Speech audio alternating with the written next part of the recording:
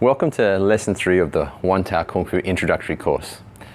In this lesson, I'm just going to go through the basic centerline punch and also how that builds onto a chain punch. Now, the centerline strike is foundational in the internal Wing Chun system because it's a strike that moves down your centerline on the fastest possible path. So taking the shortest distance towards your opponent, used as a striking and defensing tool simultaneously.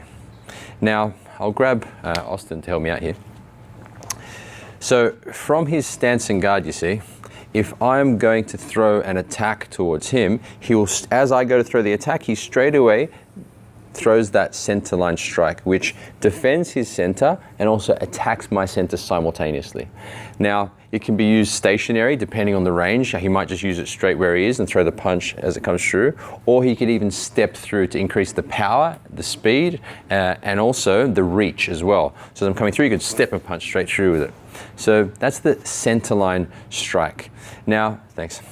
Now, the things to think about when doing this is to maintain that state we were talking about, to keep the spine open, keep the body as soft as possible through feeling, sinking, and having that intention forward. Now, you want to have this idea of a line in front of you. Now, I'll just borrow Austin quickly now without the pad. Something to demonstrate how you want to be feeling in your body is using the feeling energy in different ways. So if I'm just using my muscular force, if I'm just using the muscles of the body and I go to push against him, this is a force on force movement here. So I'm trying to use my muscle force to press forward towards him, which is basically push on push. It's force on force, equal and opposite reaction. Now what we're actually looking to do here is, rather than having that type of pushing force, is to think, okay, I center myself, which allows my muscles to release, feel the body, and then I try to think of using the bone structure. So this joint spins and this joint opens rather than force on force. So in that state, spine's nice and tall, that joint spins and this joint opens, increasing the amount of force that can be created. So rather than pushing force, spine tall, and then rotate. It's like a rotation of the joint. So you want to be thinking as though, okay, spine tall, feel your body, and that the joints turn to throw the punch, as opposed to that muscle force pressing on. So if we grab a pad, if you've got a pad with a partner or a pillow at home, you can just do this with a mate. So you can do, that muscle force, or you can think spine nice and tall, and then, that wasn't actually that good, we'll try again. So the idea is to keep the spine tall, body soft, let this joint spin and make contact with the bottom 3 knuckles of the fist. Now, this basic exercise for the chain punch, if you want to get really, really, really good at it, what you want to do is go to a wall and just practice that punch over and over, nice and slow. I'd actually suggest, if you're going to do it, to start from your chest. Start from really close, so you're practicing how to gain power with it from here, from close in. So Austin will then, so the exercise for you to do at home if you want to get good at this is to practice slowly and controlled, bringing the fist down the center, the elbow slightly arcing in, whilst maintaining your state. And I'd like you to do this 28 times a day minimum, more like 100 times a day, in order to burn the pathway of a soft, comfortable, released movement. So you're training the habit of this movement in a soft, gentle way so that you can connect to the bone structure and also the chi, the energy. Now, that's how you do it on your own. If you have a mate, you can also do that again with the punching as well. So you can just go straight into hitting as well. Doing it softly and then build it up into hard. Now that's the simple centerline strike. You can also practice it with a step, so stepping straight through. Now when you are stepping with it too, you want to make sure you're keeping the body nice and upright, like it's a platform, like it's the base of a pyramid, pushing that punch forward. So there are a few exercises you can play around with. If you've got a heavy bag, you can even do it on that, or just do it nice and gently to a wall, working on your range, your distancing, and that soft, fluid movement. Because the saying goes that slow is deadly. But why? Because slow is smooth, smooth is fast, and fast is deadly. So, to add on to this exercise, we want to use it as a chain punch. So with the chain punch, you're using that centerline punch, but in succession with other punches coming behind it, similar to the movement of a bicycle chain. So if Austin's going to go through the movement for us, he's going to go into the chain punch movement. Basically, when you're doing the punch as well, you reach through to full extension without locking the joint. So he goes all the way to full extension, so he gets the full reach, and he continues wrist over wrist, sorry, punching the same target over and over and over. Now, why is this good for self-defense?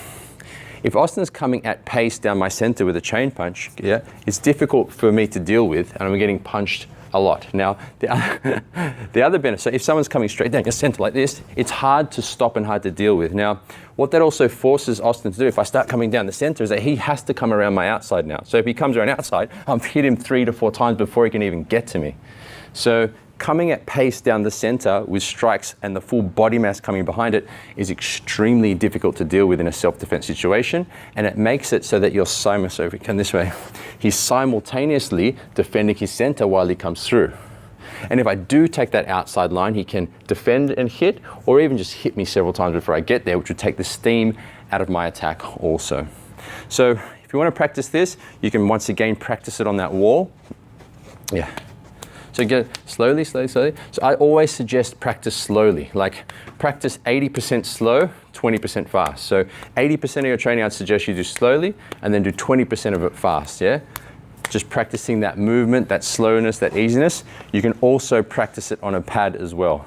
So coming straight from here, you can start off slowly, and then start to build it up, and start to move with it, and put more power into it as you go. Now, another add-on to this exercise, cross-punching. Another add-on, if you've got a partner or a friend with you, is you can do this together. And this trains your body's understanding of making contact, and it's a foundational exercise for sticking hands and also push hands, which we do later in our system. So we make contact through, it's like wrist over wrist, and the feeling and the sensation is like you're gliding together. So we're supposed to be on center, but for this exercise, the fist is slightly off center, because if we were both on center, we'd be giving each other a fist bump, a Wing Chun fist bump. But instead of that, we're gliding at the wrist and making contact here. Now, with this exercise, you want to maintain your state as usual. And from here, if I ever take my hands away, Austin is coming straight down the center. So his objective is not to be applying force to my limb. So if he does apply force to my limb, you see how his hand shoots out, and that's a waste of energy. He wants to always be coming directly at me. So he's coming straight there. So it's training your ability to just hit the target as well, not waste energy into different directions. Now this, if you just keep punching, is a foundational exercise for different movements, but also into Chi Sao as well, sticking hands, which some of you may have heard of. So from here, you can do different movements like single palm strike defenses or counter pierces, or from here you can go into the Bong to Tan Sao movement, or Bong to Tan Sao strike, which then also leads into sticking hands and Chi Sao. So that's a foundational exercise, which from there you can grow and move into. So if you want to practice the chain punch with a partner, what I would suggest is start off slowly and gently, making sure you're both in the same spot. And then after a while, one person can move, and the other one's objective is to stay locked onto the person. So I'm not moving much because we have the camera here, but you can move all the way around a room. And he has to stay with you, and every so often you can take the hands away and make sure they're coming onto your center.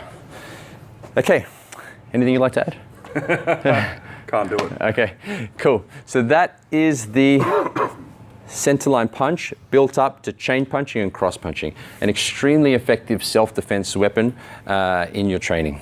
So if you have any questions, once again, please email me, or you can even shoot me a text if you like. I don't mind. I love Kung Fu and I'm happy to answer your questions.